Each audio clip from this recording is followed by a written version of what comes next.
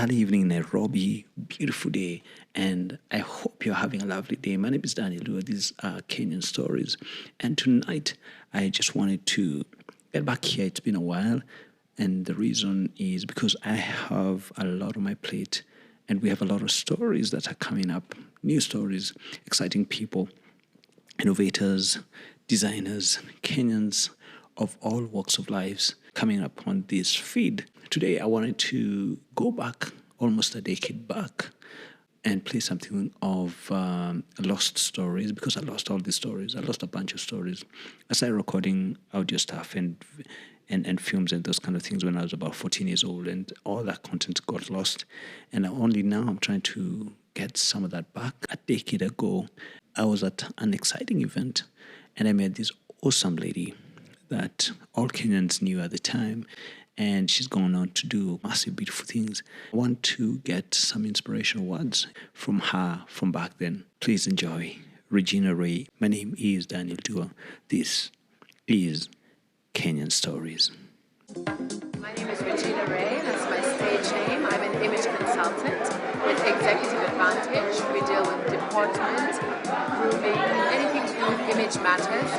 And our tagline is, your image is our business.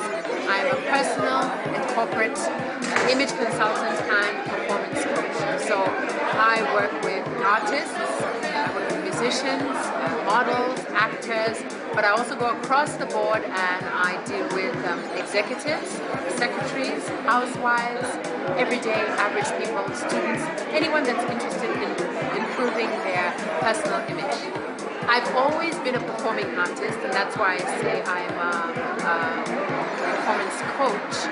And so there was really no real transition. I work as a performance artist, a performing artist, and an image consultant at the same time, simultaneously, depending on what the gig is at the time. I've been doing this for years. I started off as a model. In school, I was an actress, and I just continued in with the arts for as long as you can imagine. I think each of us is born with a talent. Sometimes we're hard-pressed to figure out what that talent is. To some of us, it comes quite naturally. We're either informed or told by family and friends, hey, you're good at this, or you're good at that, and you find out that that's a talent. A skill is something different. A skill is something that can be trained. So you can be a good singer, you can have a talent for singing, but you can be trained to be a better singer. And so that's a skill. You learn the technique of singing. Or you can be a good baseball player or football player. You have a natural talent, but then a coach comes in and trains you. And so then it builds, the skill comes in. Skill is taught, talent is innate. Because I come from a background of singing and on-stage performance, live performance, and TV, and big screen, I don't have any one person that I can say, this is the person that is really wow for me. There's a variety of people in the performance industry who have touched me for one reason or the other. We talk about the queen of gospel, Mahalia Jackson, who has a thunderous sound to her. We've got the jazz singer Nina Simone, who is also very good in her craft. We've got performers like Denzel Washington and Demi Moore, who are phenomenal and diverse on-screen actors. So I draw my experience and I draw my experience really from a variety of different actors, truly, and artists. They don't have to be foreign. They don't have to be foreign at all. We have a lot of our local, when I say local, I mean within Kenya, within East Africa, and within Africa, personalities who have stood out. We've got Miriam Makeba, who truly, I don't know if anybody holds a candle to her in terms of what she has managed to do in the music industry. We've got Hugh Masekela, who touches me with his musical prowess. We've got people from West Africa, Fela Kuti, who also are renowned in their craft. So we've got a wide array of African personalities who I have been touched by and have had the pleasure to have been inspired by their work. I think I can probably answer your question by saying to know where we're going, we have to have some idea of where we're coming from. And when we are interested in a particular style of performance, whether it's on screen or acting or singing or dancing, I think it's important for us to look back and see what did those before do? How did they do it? How did they break the barriers? I just saw a newspaper article the other day that cited this legendary American performer who's just passed away.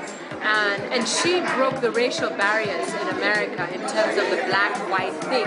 So I think sometimes it's important for the next generation to have an understanding of what happened before.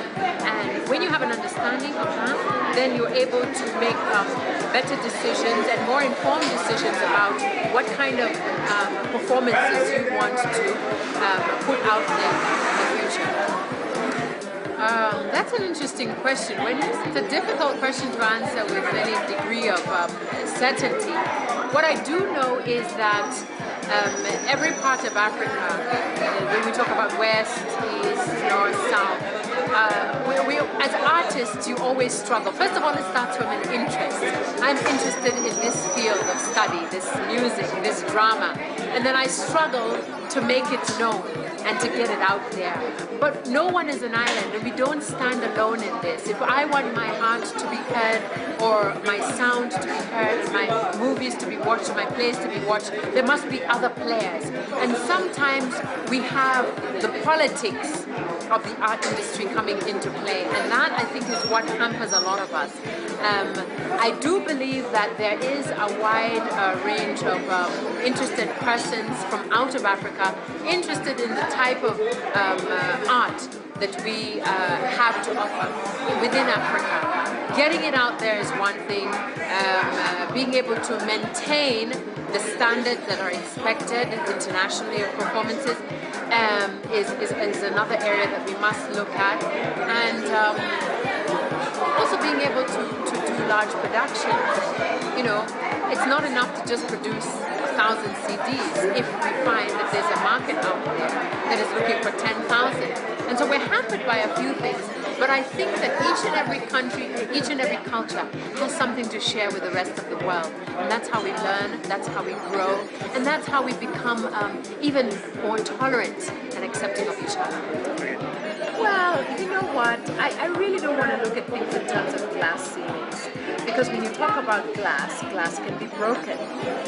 Glass can be broken. And so when I decide that there's a glass ceiling above me, then I've already decided and predetermined that I will stop at that glass ceiling. So I'm not too sure that I want to attest to the fact that we have a glass ceiling. We just need to, if we believe in something strongly enough, if we think we're good enough, if we have enough support in whatever it is that we're doing, I think we can achieve exceedingly, abundantly more than we ever thought, asked, or even imagined. Well, as I just mentioned earlier, I am an image consultant and performance coach. I have been an artist for over 20 years, and so I do understand the way artists perform, what they go through in terms of contracts, what they go through in terms of dealing with directors and producers.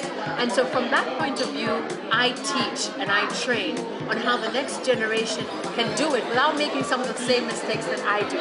So if anybody's interested in an image consultant and performance coach, call Regina Re on Executive Advantage, and I will be very happy to accommodate you. Your image is our business. Thank you for listening to Kenyan Stories. My name is Daniel Duwa. Next week, we'll be bringing other episodes. So please, if you have any requests, people you want us to play, to feature, all that kind of thing, please get in touch on the show notes, and then we take it from there. In the meantime, have a good one. My name is Daniel Duwa. I'm out.